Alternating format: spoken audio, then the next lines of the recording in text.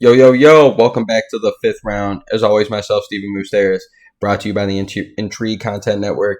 And boy, I'm just here to break down this huge fight this weekend between TJ Killashaw versus good old Cory the Sandman Sandhagen. And I don't know, I'm just fucking. Clearly, we're all excited for this shit.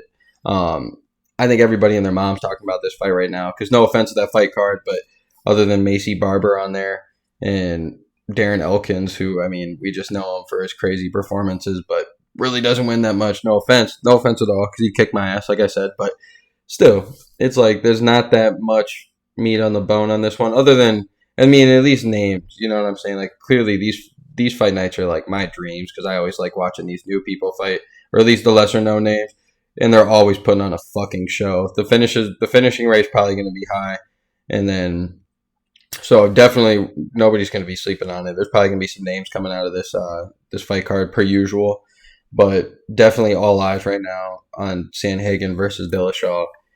I mean, clearly everybody knows in the world, like they've trained together. We've all heard it. If you've been watching the press conferences, you've heard it. You've heard them all. You've heard the interviews.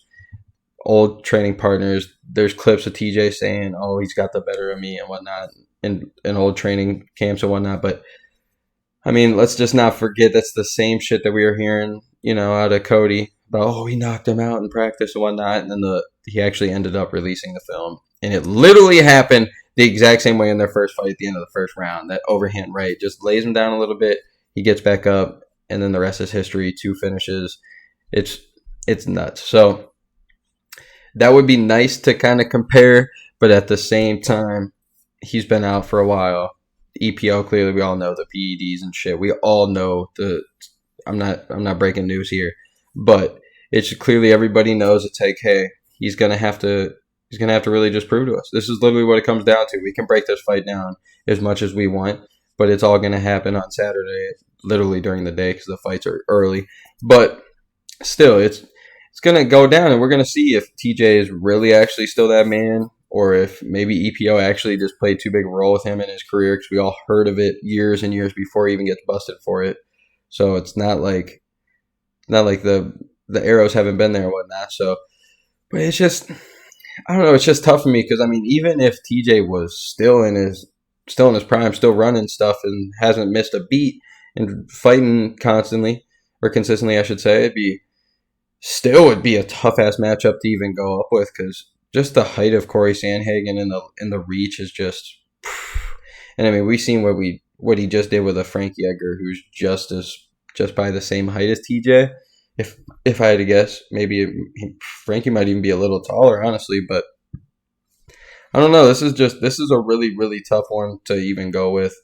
Clearly, I know everybody right now is probably picking Cory, or at least leaning towards him, just because his last 2 fights have been fucking phenomenal, and he's just up and comer, just new, ready, hungry killer. He's been fighting. We get the whole narrative, but I'm just saying, I'm not gonna be shocked if we see a classic performance out of TJ Dillashaw. Every fucking time I've doubted this man out, or doubted this man at all and just counted him out. He's literally, like, with the Renan Barreal fights, like, dude, 2 straight fights just murdered the guy we were just talking about, maybe the greatest of that division, and maybe just needs to go up, and then loses twice, gets his ass beat.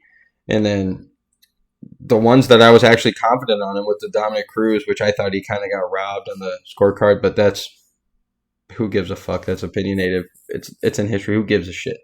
And then even with the Henry Cejudo, those were the ones where I was like, oh, he's got these in the bag. And then look what happened. So, but the ones that we all doubt him, it seems like he really comes up and jumps, because I like Cody Garbrandt. Everybody thought that Cody was going to give him the work just because of what we saw him do to Dominic. But luckily the narrative got around too much, and it was just too much blood, just high blood going over and whatnot. So you got to see Cody just completely lose focus, and it was, it's pretty impressive. So I don't know who to lean towards. Clearly, I think everybody's leaning towards Cory. But like I said, I'm not shook at all if TJ pulls it out. I can kind of see it kind of going the same way as what happened with Aljo against Cory. I don't think it that quickly, but I could see TJ maybe getting the back or something, and just a quick submission gets it done.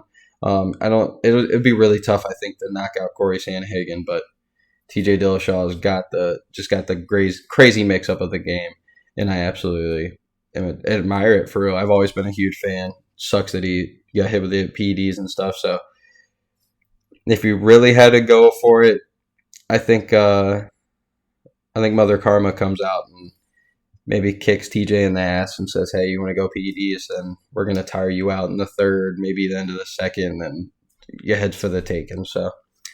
But hey, what do I know? So hey, but this has been the fifth round. As always, myself, Stephen Moustaris, Intrigue Content Network, bringing this to you. And thank you guys so much for watching.